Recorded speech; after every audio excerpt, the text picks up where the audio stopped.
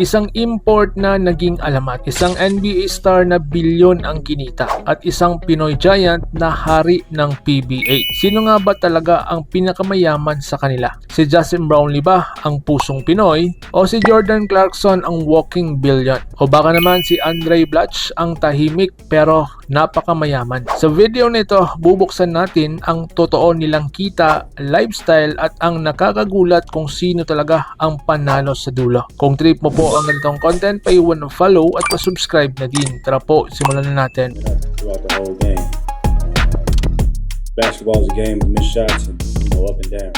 Dito muna tayo kay Justin Brownlee, ang alamat na simple. Simulan natin ang malapit sa puso ng Pinoy, si Justin Noypi Brownlee. Isang import na hindi lang naglalaro, kundi nagpakatao bilang Pilipino. Sa PBA, tinatayang kumikita si Brownlee ng 7.5 million hanggang 30 million kada taon. Dagdag pa ang kanyang international stints, lalo na sa Indonesia kung saan siya ay naging kampyon sa Pelota Jaya. At syempre, endorsement, Anta, Arena Plus at iba pa. Pero ito po ang nakakagulat. Sa kabila ng milyon-milyon niyang kita, wala ka talagang makikitang flashy cars at walang luxury flex. Si Brownlee, pamilya ang inuuna, tahimik, simple, parang hindi milyonaryo. At dito po siya naiiba. Pero kung usapang pera, ibang usapan na to.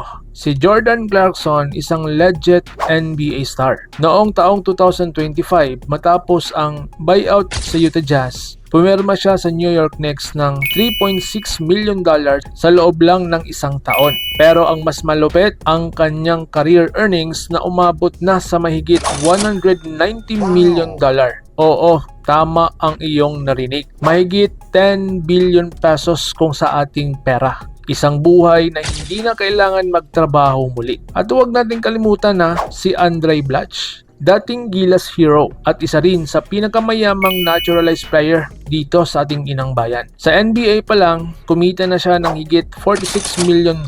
At sa China, isa siya sa mga may pinakamalaking kontrata na kung saan $7.5 million sa loob ng 3 taon. Luxury lifestyle, check. Travel, check. Investment, nako, check po dyan. Ngayon, paano naman ang sariling atin? Si Junmar Fajardo, ang 9-time MVP, ang Kraken ng PBA. Isang homegrown legend na hindi na kailangan lumabas ng bansa para yumaman. Tinatayang kumikita siya ng 75 million kada taon mula sa sahod at endorsement. Ibig sabihin, mas malaki pa ang kita niya kaysa karamihan ng imports. Isang patunay na sa Pinas, ang tunay na alamat, binabayaran ng tama. Sa dulo, may isang tanong. Pera o puso? Oo, panalo sa pera sina Clarkson at Blatche, panalo sa local dominance si Junmar, pero si Justin Brownlee, panalo sa isang bagay na hindi kayang bilhin, ang pagmamahal sa ating inang bayan. Ikaw mga ka-sports, sino ang GOAT para sa'yo?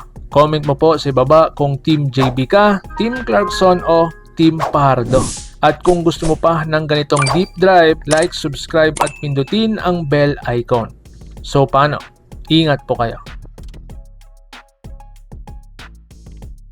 Mga ka-sports, kung hilig ninyong bumili ng mga Gilas jersey, Gilas accessories at mga gamit na pang basketball, habang nanonood po kayo sa aking mga videos, kindly check this basket on this lower part ng ating video at magpa-pop up yung ating mga items sa gilid. Mga legit po yung mga items dyan, and see to it po na makabili po kayo ahead of time kasi meron po yung mga discounts and mga promos depende po sa seller. And also, kunting suporta din as a content creator po. Salamat!